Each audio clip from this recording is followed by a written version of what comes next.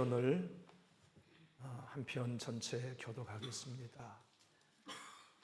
구약 성경 898면 시편 127편입니다. 1절로 5절까지 한 절씩 교독하겠습니다. 여호와께서 집을 세우지 아니하시면 세우는 자의 수고가 헛되며 여호와께서 성을 지키지 아니하시면 파수꾼이 깨어 있음이 헛되도다. 너희가 일찍이 일어나고 늦게 누우며 수고의 떡을 먹음이 헛되도다. 그러므로 여호와께서 그의 사랑하시는 자에게는 잠을 주시는도다. 보라, 자식은 여호와의 기업이요 태의 열매는 그의 상급이로다. 젊은 자의 자식은 장사의 수종에와 달 같으니 이것이 그의 달풍에 가득한 자는 복되도다. 그들이 성문에서 그들의 원수와 담판할 때 수치를 당하지 아니하리로다. 아멘.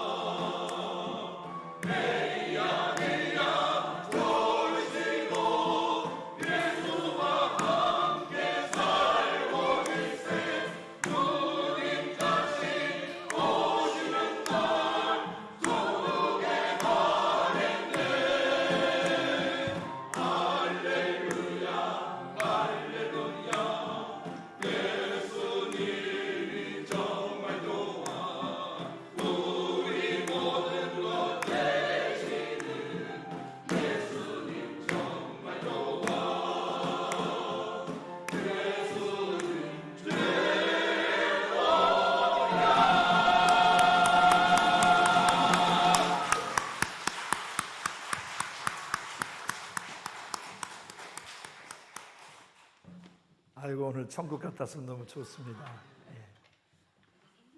권사님을 한 번 더 찬송 하나 하고 가시면서.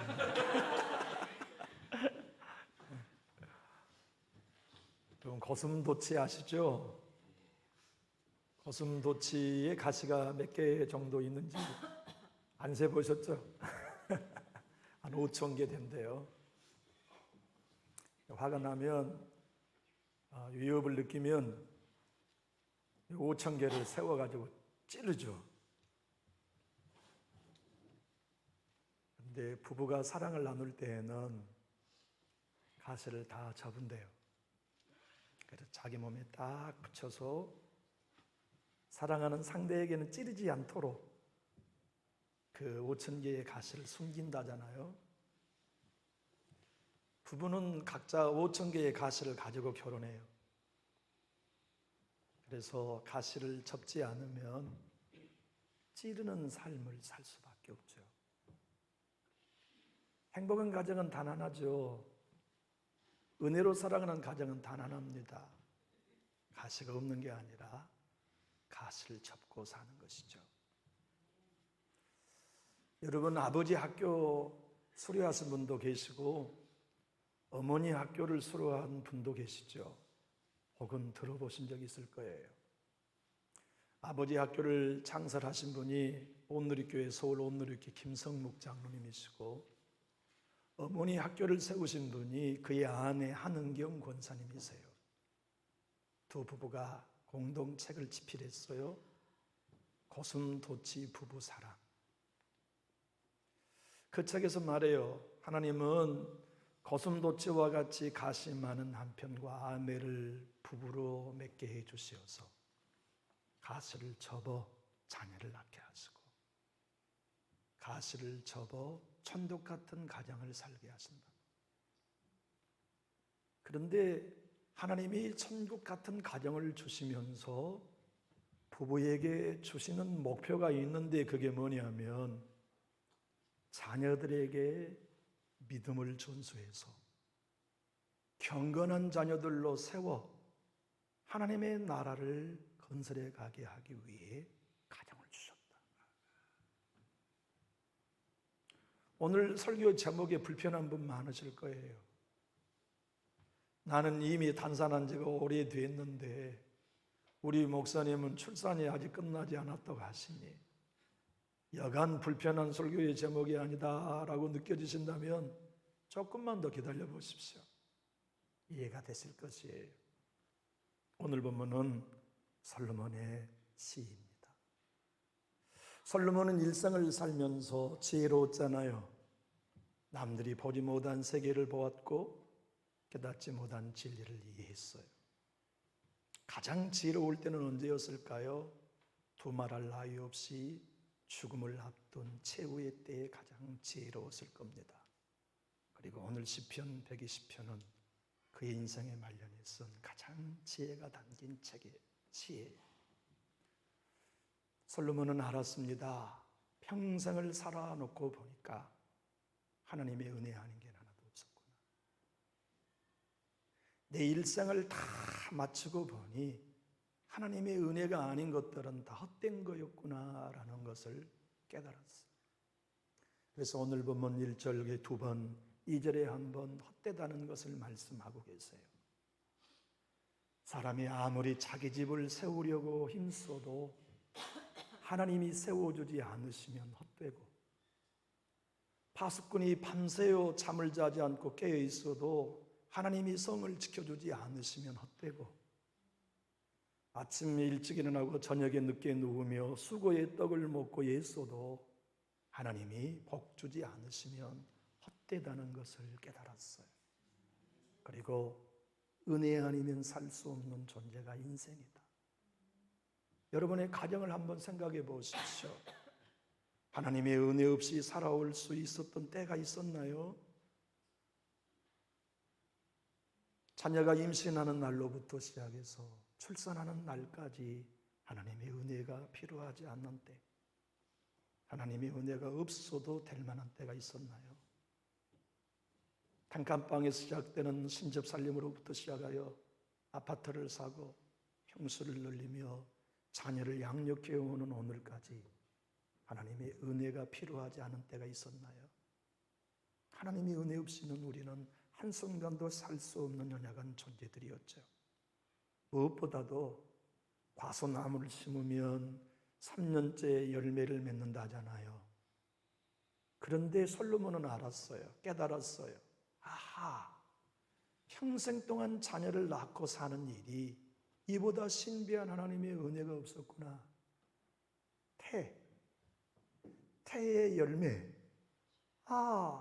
자녀는 하나님이 과수나무의 열매가 맺게 하듯 내 아내의 태에 자식이라는 열매를 맺혀 주셔야만 얻을 수 있었구나 하는 걸 3절에서 고백해요. 그래서 태의 열매는 하나님이 주시는 기업이요, 그는 모든 부모에게 하나님이 허락하신 선물, 상급이라고 고백했어요.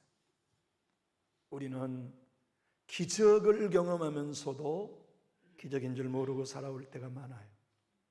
지금 우리가 살아있는 게 말이죠, 기적입니다. 우리의 가정과 자녀들이 여기까지 온 것이 기적 중의 기적이에요. 기적이에요. 정말 기적이에요. 어느 누가 결혼하여 자연스럽게 자녀가 생겼다고 말합니까? 남편의 손만 잡아도 임신했다고 하는 부부들도 많읍니다마는, 믿는 자이든 믿지 않는 이든 자식이 생긴 일은 기적입니다. 세상에 생명을 얻는 일이 왜 기적이 아닙니까? 생명이 내 뱃속에 자라는 게 왜 기적이 아닙니까? 그 생명이 내 몸속에 태어나 내 젖을 물고 성장하여 자박조박 걸으며 나에게 엄마 아빠라고 불러주고 기쁨이 되어주는 삶이 어찌 기적이 아닙니까? 그놈 아플 때 밤새워 함께 아파했던 세월들은 잠못 이루는 숱한 고난의 연속이었지만, 그때의 시절들이 있었기에 우리는 어른이 되었고, 그때 그 아픔들이 있었기 때문에 하나님 앞에 엎드리는 법도 배웠고, 그때 그 곤고함이 있었기 때문에 우리는 우리의 유한함과 연약함을 깨달아 하나님 앞에 항복할 수 있는 은혜의 선물들이었지요. 헛되다는 얘기는 텅 비었다는 히브리의 원어입니다. 맞습니다. 주님의 은혜가 여러분의 가정에 증껏 없었다면, 주님의 은혜가 제 인생과 가정에 없었다면 여러분도 텅 빈 인생, 저도 텅 빈 인생이 되었을 터인데, 꽉 찬 인생으로 살아온 건 우리 열심 때문이 아닙니다. 아침에 일찍 일어나고 저녁에 늦게 누워서 된 게 아닙니다. 수고의 떡을 먹어서 된 게 아니라 하나님이 지켜주시는 그분의 은혜 때문에 여러분의 가정이 꽉 차 있습니다. 우리의 인생이 꽉 차인 인생이 될 수 있었습니다. 이 사실을 알고 예배하는 자가 되도록 시편 127편은 성전에 올라가는 성도들로 하여금 예배할 때마다 찬송하도록 지어준 예배의 찬송이지요. 여러분, 우리의 삶 속에 부부가 어린아이를 열매 맺고 우리의 몸을 통하여 귀한 자녀들을 얻어가는 세월들이 쉽지는 않았지요. 참으로 무거운 짐이요, 고난의 연속이었을 겁니다. 어디 그러지 않는 가정이 있겠어요? 저의 가정도 그렇단 말이죠. 그런데 자녀를 양육하면서 태의 열매를 맺혀주신 주님의 선물들을 양육하며 키워오면서 출가시키면서 며느리를 보면서 사위를 보면서 손주들을 보면서 우리는 비로소 하늘의 백성으로 연걸어갑니다. 맞아, 주님의 은혜 없이는 아무것도 안 되지. 주님의 은혜 없이는 나는 살 수 없어. 그래서 우리들이 하나님의 은혜에 푹 젖어 들어갑니다. 간장통에 들어간 마늘이 장아찌로 변하듯이 하나님의 은혜에 찌들어서 그 은혜가 우리의 생각이 되고, 은혜의 감사함이 우리 영혼이 되고, 예배할 때마다 그분의 은혜 때문에 영광 돌리고 잠 못 이루는 행복을 누리는 것이지요. 솔로몬은 깨달았어요. 인생의 늙음하게 세상의 가장 지혜로웠던 왕은 깨달았어요. 단잠, 피곤해서 자는 게 아니라 하나님이 은혜 주셨기 때문에 단잠 자는 거다. 그래서 하나님이 사랑하시는 자에게는 단잠을 주신다. 우리가 일생 매일 잠을 자온 것도 은혜입니다. 이보다 큰 은혜가 없는 거예요. 솔로몬은 그래서 주님 전에 나아가는 모든 인생들로 말미암아 하나 둘뿐만 아니라 삶의 모든 요소가 하나님의 은혜라는 걸 예배하는 자는 알아야 된다. 성전에 올라가는 자들은 고백할 수 있어야 된다. 하나님은 그대들의 돈을 요구하시는 게 아니라 아버지가 내게 베푸신 은혜는 이렇게 많습니다라는 노래, 경배, 진정한 입술의 고백을 나는 받고 싶다는 말씀이 시편 127편의 선포입니다.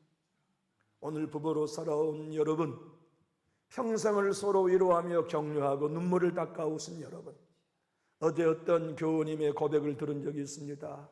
내 남편과 지금껏 살아오면서 난 너무 행복했습니다.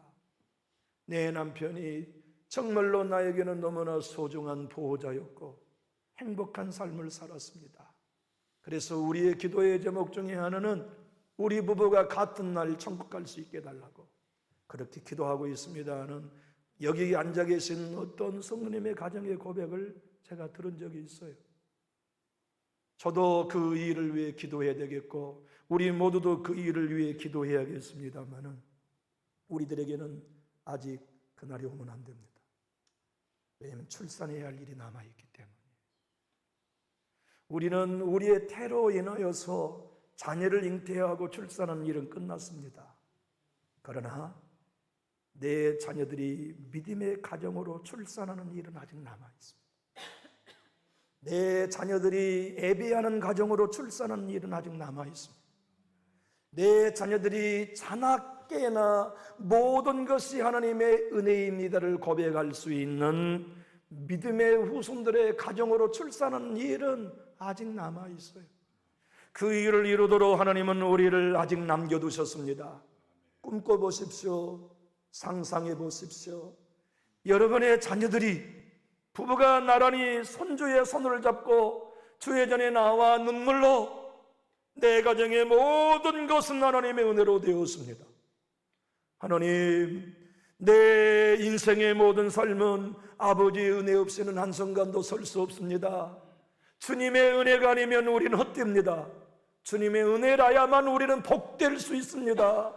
그것을 고백하는 며느리를 한번 상상해 보십시오. 사위를 상상해 보십시오. 그 엄마 아빠의 품에 안겨 잠드는 손주를 상상해 보십시오. 여러분의 자녀와 저의 자녀들에게 이 믿음의 가정을 출산하는 일은 아직 우리에게 남아 있습니다.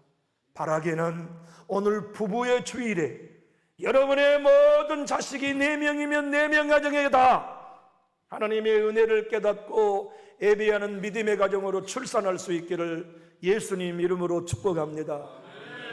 오직 나와 내 집은 예수님을 섬기며 믿음의 명문가를 이룬다고 하는 일은 얼마나 복된 일입니까? 제가 며칠 전 전주 고등학교 전주 대생, 지금은 전 세계적인 최고의 의사가 되어서 헌신하다가 가정사역에 전문 헌신을 하고 계시는 박수웅 장로님의 얘기를 여러분에게 간증으로 드린 적이 있습니다. 그분이 쓴 책 중에는 자녀에게 물려주는 신앙유산이라는 책이 있어요. 하나님이 우리에게 부부의 연을 맺게 하시고 믿음을 주시는 최고의 목적은 믿음의 유산을 자녀에게 대물림하기 위한 것이라고 박 장로님은 얘기하십니다. 그리고 그 일을 가능하게 하는 유일한 방법은 십자가의 진리로 사는 것이다. 사랑하는 교우 여러분, 우리의 자녀는 우리의 반영이 될 거예요. 우리의 자녀의 영성은 우리가 살아온 신앙의 영성에 반영이 될 거예요. 절대 우리의 신앙과 우리가 그들에게 보여준 앞모습, 뒷모습과 무관한 신앙을 살지 않게 될 겁니다. 믿음의 가정을 낳기 위해 그들에게 믿음의 가정의 가치를 보여줄 사명이 우리에게 남아 있습니다. 기도한 가정으로 내 자녀, 여러분의 자녀들이 살게 하시려면 기도하는 어머니의 삶을 보여줄 사명이 우리에게 남아 있습니다. 갈등을 만나도 푸는 엄마의 모습을 보여주십시오. 서운함을 만나도 관계를 어그러뜨리지 않고 용납하는 모습을 보여주십시오. 손해볼 줄 알면서도 기꺼이 예수님 때문에, 교회 때문에 손해보는 희생을 딸에게 보여주십시오. 가슴이 무난하고 통탄스럽고 억울하며 따지고 싶은 일을 만났는데 우리 엄마는 십자가에 반응해서 대꾸하지 않으셨어. 주먹 쥐고 달려갈 일 우리 아버지 많이 만난 것 봤어. 그런데 우리 아버지는 반응하지 않으셨어. 십자가에 반응하셨어. 우리가 십자가에 반응한 만큼 우리의 자녀들의 가정에 믿음의 가정은 더 빨리 출산할 거예요. 우리가 십자가에 반응한 만큼 우리의 후손들의 가정도 예배하는 가정으로 출산하는 일은 빨라질 거예요. 그들도 십자가에 반응하며, 그들도 하나님의 은혜에 반응하며, 그들도 하나님의 은혜에 반응하는 것 말이죠. 하나님은 절대로 나는 너의 하나님만 되기를 원하지 않으신 분입니다. 하나님은 나는 네 아들이 하나님도 되고 싶다. 네 손주의 하나님도 되고 싶다. 네 중손주의 하나님도 되고 싶다. 네 고손주, 네 4대 손의 하나님도 되고 싶다 하신 분이 나는 아브라함의 하나님, 이삭의 하나님, 야곱의 하나님이라는 의미입니다. 여러분의 가정에 야곱의 하나님이 무엇입니까? 요셉의 하나님도 되어주시기를 예수님 이름으로 축복합니다. 요셉의 하나님이 무엇입니까? 에브라임의 하나님도 되시고 므낫세의 하나님도 되시고 그 이후에 태어난 모세의 하나님도 되시고 예수님도 하나님이 되셨듯이 주님이 오시는 날까지 여러분의 가문에 믿음의 후손들이 대가 끊기지 않게 되기를 부부주일에 예수님의 이름으로 축복합니다. 창세기 18장 13절에 하나님은 친히 이렇게 말씀하셨습니다. 또 본즉 여호와께서 그 위에 서서 이르시되 나는 여호와니 너의 조부 아브라함의 하나님이요 이삭의 하나님이라. 여러분들과 저에게 성경은 아브라함의 하나님, 이삭의 하나님으로 끝나지 아니하고 야곱의 하나님으로 당신의 신앙의 대물림, 믿음의 가정의 출산을 성공하게 하셨고 그 믿음의 가정이 출산하여 다윗이 나셨고 그 가정들이 믿음의 가정을 출산하는 데 성공하여 예수 그리스도가 그의 후손으로 오실 수 있었습니다. 주님은 오십니다. 천국은 이 땅에 임하시던 우리가 하늘나라로 올라가든 어떻게 임할지 우리는 아직 몰라요. 하나님의 천국은 이렇게 임할 거라는 걸 아는 사람이면 좋겠지만 성경은 그렇게 설명하지 않아요. 천국이 이 땅에 새 예루살렘과 새 땅으로 임한다고만 설명하실 뿐 어떻게 어디에서 이루어질 줄 몰라요. 이 땅에서 새 하늘과 새 땅이 이루어질지 말씀대로 들림받아 하늘 어느 공간에 새 하늘과 새 땅이 이루어질지 우리는 모르지만 분명히 새 하늘과 새 땅에서 우리는 살게 될 것입니다. 그러나 우리만 살면 안 돼요. 내 아들도 가야 합니다. 여러분의 아들도 가야 합니다. 여러분의 손주도 가야 합니다. 여러분의 며느리도 가야 합니다. 그 영원한 나라에 모두가 다 가려면 이 땅에서 우리 모두 믿음의 가정을 출산하는 일에 성공해야 합니다. 여러분 출산이 끝났지만 오늘 이 시간 이후에 우리는 출산이 끝나지 않았다는 걸 결정해야 합니다. 그리고 새벽에 나와 기도할 때마다 예배할 때마다 하나님 내 가정의 믿음의 출산을 영원히 이루어 주십시오. 내 가정의 믿음의 가정의 출산을 영원히 이루어 주십시오. 내 가정에 하나님만을 경배하는 축복의 가정을 영원히 출산해 주십시오. 기도의 제목으로 품게 되기를 예수님 이름으로 축복합니다. 세운 성경은 오늘 본문을 이렇게 설명하고 있습니다. 시편 127편을 우리 제목을 한번 읽어볼까요? 솔로몬의 시, 그 성전에 올라가는 노래라고 되어 있지만 세운 성경은 이렇게 번역하고 있습니다. 모든 좋은 것은 하나님으로부터 옵니다. 솔로몬의 시, 예배드리러 올라가는 자의 노래. 다시 말하면 시편 127편은 예배하러 이 성전에 나오는 이들이 고백해야 할 제물입니다. 우리가 예배할 때마다 나와 드리는 헌물은 돈 아닙니다. 교회에 돈 걷는 것이라고 생각하지 마십시오. 교회에 돈 없으면 갈 수 없다고 하는 유치한 생각에서 자유하십시오. 제가 헌금을 광고하고 헌금을 설교한다 하여도 여러분 절대 돈에 시험 들지 마십시오. 그것은 어린아이의 신앙입니다. 성전에 올라가며 드리는 예물은 이것입니다. 하나님, 아버지의 은혜가 없으면 내 인생은 헛됩니다를 드리는 고백입니다. 내가 내 가정을 세워도 하나님의 은혜가 없이는 내 수고가 헛된데 오늘까지 은혜 주시어서 이 자리에 있게 하신 하나님의 은혜를 찬양합니다. 그게 예배자가 아버지께 드릴 제물입니다. 주님, 내가 파수꾼의 밤새여 깨어 있으므로 성을 지켜도 될 일이 될 것인데 하나님이 내 가정 지켜주셨기에, 내 새끼들 지켜주셨기에, 내 건강 지켜주신 은혜 때문에 오늘 아버지께 나왔습니다. 내가 아버지께 드릴 예물은 내 은혜입니다.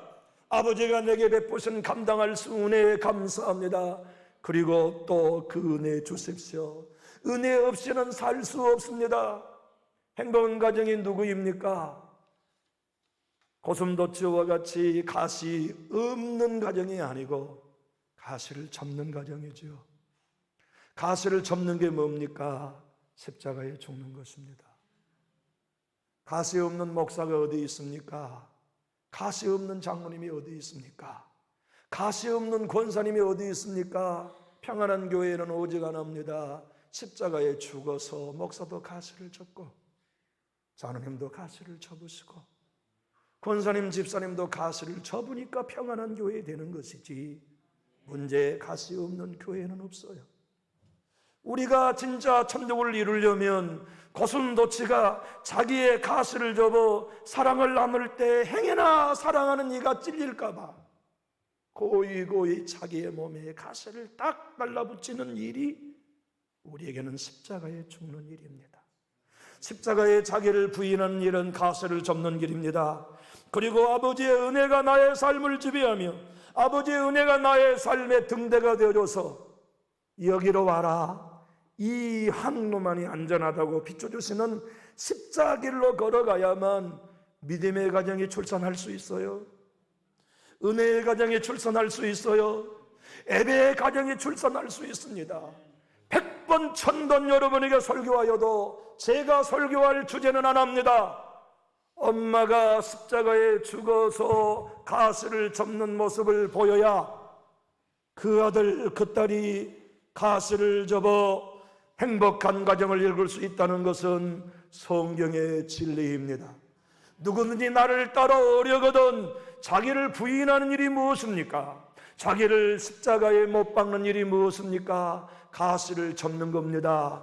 날마다 세우고 싶은 가시를 접는 겁니다. 그래서 내가 살지 않고 예수님이 사시도록 반응하는 그 가정이 믿음의 가정을 낳을 것입니다.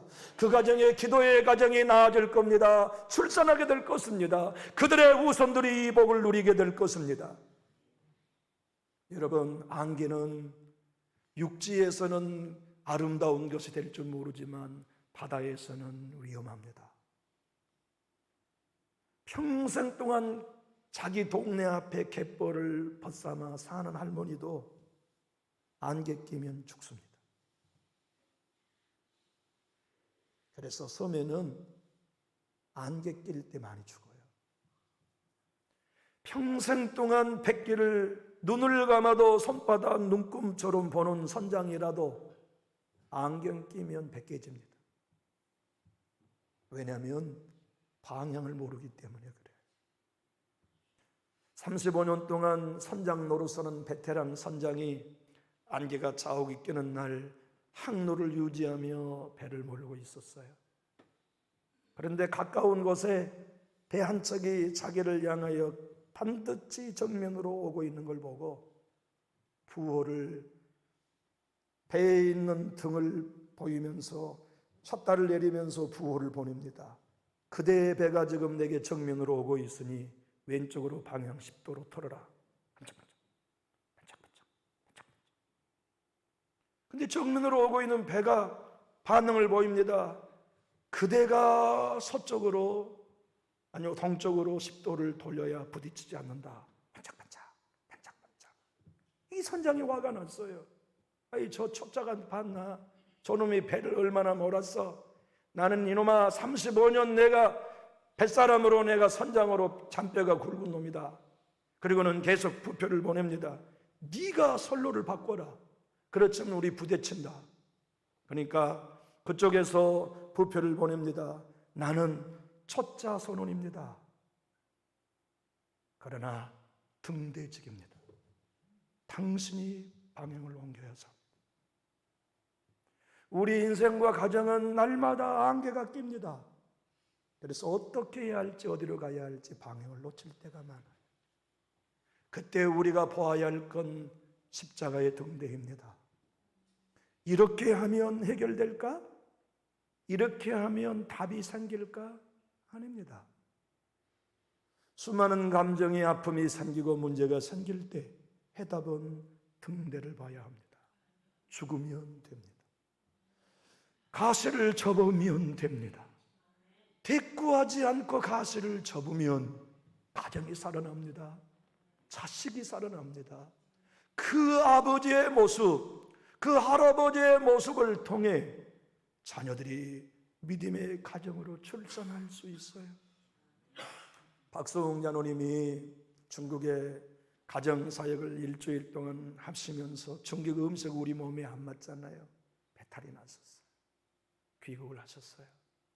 계속 설사를 하시는데 먹지는 못하지, 설사는 하지, 한국 내 이 도시 저 도시에 세미나는 잡혀있지.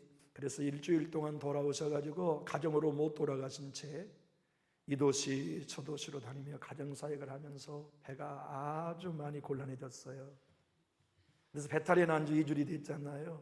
집에 들어가셨어요. 사랑하는 아내가 자기 내 남편이 내가 배탈이 났다는 걸 아니까 죽을 써주겠지, 전복죽을 써줄까 기대하고서 밀려있는 메일을 다 정리하면서 여보 식사가 준비됐어요. 식사하세요. 조금만 기다려. 2분을 지체하니까 그러면 나 먼저 먹겠습니다 하고 아내가 식탁에 숟가락을 먼저 들고 식사를 하더래요. 부엌에 가봤으니 깜짝 놀랐어요. 맵디 매운 조기 매운탕을 끓여놓고 빨간 고춧가루가 묻어있는 생김치를 담궈놓고 식사하세요 했더니 화가 집으로 올라왔어요. 이놈의 여자가 내가 2주간 동안 배탈이 났다는 얘기를 듣고도 나에게 이런 식사를 줘? 화가 났지만 가시를 접어야지. 식탁에 앉아 숟가락을 들고 밥을 딱 떠봤더니 밥이 냉동했다가 방금 레인지에 풀어놓은 것인 게 느껴져요. 밥알이 돌아다녀 입안에. 그래서 박장로님이 아내 권사님께 밥이 왜 이러요? 그러니까 부인이 화가 났어. 자리에서 벌떡 일어나니 밥을 탁 치고 가면서 그러면 들지 말아요. 가시가 세워졌어. 이걸 내가 오늘 한 방 먹여 말어. 박장로님이 참고 있는데 조금만 그러면 기다리세요. 한 5분쯤 되었더니 땡랑 전자레인지가 끝나는 소리가 들리더니 어서 와서 식사하세요. 가기는 싫었지만 내가 가시를 쏘면 안 된다는 생각에 식탁에 가보았어요. 보니 햇반이 녹여져 있어요. 그런데 가만히 햇반을 보니까 유통기한이 지난 거예요. 그래서 너무너무 화가 나가지고 오늘 내가 한바탕을 해야 되겠다고 마음을 먹고서 한번 내치려고 하는데 성령의 음성이 들립니다. 가시를 접어라. 가시를 접는 게 십자가에 죽는 것이다. 나는 십자가에 죽고 가시를 접는 법을 통과하면서 내 자녀들에게 믿음의 가정을 출산하는데 하나님의 은혜로 성공할 수 있었습니다. 오늘 저는 여러분들과 설교의 말미로 말씀하고 싶습니다. 여러분의 가정에 자손들이 영원히 믿음의 가정의 출산이 끝나지 않기 원하시면 우리 큰 소리로 아멘 하실까요? 여러분의 후손들의 가정이 영원히 예배하는 가정으로 출산됨이 계속되기 원하시면 우리 가장 큰 소리로 아멘 합시다. 그러려면 우리 가시 접는 모습을 보여주어요. 묶는 일 하지 맙시다. 푸는 일 합시다. 묶는 말 하지 맙시다. 푸는 말 합시다. 그것이 뭐냐면 죽는 겁니다. 그것이 가시를 접는 겁니다. 그것만이 우리의 가정에 믿음의 가정을 출산할 수 있는 유일한 길이라는 것을 알고 우리 모두 푸는 말, 서운함을 푸는 믿음, 억울함을 풀고 십자가에 죽어지는 제자의 길에 서서 그 아름다운 신앙의 십자가의 복음이 여러분의 가정의 자녀들에게 믿음의 가정으로 출산하는 열매로 다 맺고 우리 마지막 눈 감을 때 편안하게 눈 감을 수 있는 남전주교회의 모든 복된 가정이 되시기를 예수님 이름으로 축복합니다. 오늘 본문 마지막 하나만 따라 하실까요? 복되도다. 헛되도다 헛되도다 헛되도다 말씀한 솔로몬은 마지막 복되도다. 우리 함께 본문을 보고 오늘 설교를 마칩시다. 5절을 큰 소리로 읽어볼까요? 시작. 그것이 그의 하설통에 가득한 자는 복되도다. 이 복이 오늘 부부주일에 여러분 대대로 주님 오신 날까지 여러분의 가문의 것이 되기를 예수님 이름으로 축복합니다. 기도하겠습니다. 주신 하나님 아버지, 오늘 부부주일에 평생 동안 가시를 접고 살아온 나의 교우들을 위로합니다. 격려합니다. 축복합니다. 또한 부모님을 섬기면서 가시를 접고 순종해온 며느리들을 축복합니다. 우리 교우님들 구석구석 면면히 살펴보면 장남이 아님에도 시어머니 시아버지를 평생 모셨습니다는 고백을 들은 종의 귀가 거짓을 말하고 있지 않습니다. 평생 동안 부모님을 모셔온 나의 교우들 존경하고 고맙고 축복하며 위로합니다. 성경에 말씀하신 대로 장수하는 복으로 갚아 주시옵시고 자녀들이 믿음의 가정을 출산하는 복으로 갚아 주시옵소서. 내 주님 앞에 복되도다 하는 가문들이 되게 은혜 내리워 주옵소서. 우리의 남은 여생 푸는 인생 살게 해주시옵소서. 교회 생활하면서 우리는 묵는 인생 되지 말게 하시고 서운함도 풀고 억울함도 풀고 시험 든 것도 풀고 상처도 풀고 넘어진 것도 풀고 우리 안에 풀리지 않는 모든 것들 예수 십자가에 죽고 가시를 접어 푸는 인생들 되게 해 주시옵소서. 우리 아들, 딸들, 며느리, 사위, 손주들에게 우리 어머니, 우리 아버지, 우리 할머니, 우리 할아버지는 평생 십자가에 죽어 푼 인생만 살았음을 보게 해주시고 듣게 해주시어서 우리의 후손들도 푸는 인생들도 살다가 그들도 그의 자녀들과 손주들에게 믿음의 가정을 출산하는 성공자들 되게 하여 주시옵소서. 예수님 이름으로 축복하고 기도하옵나이다. 아멘.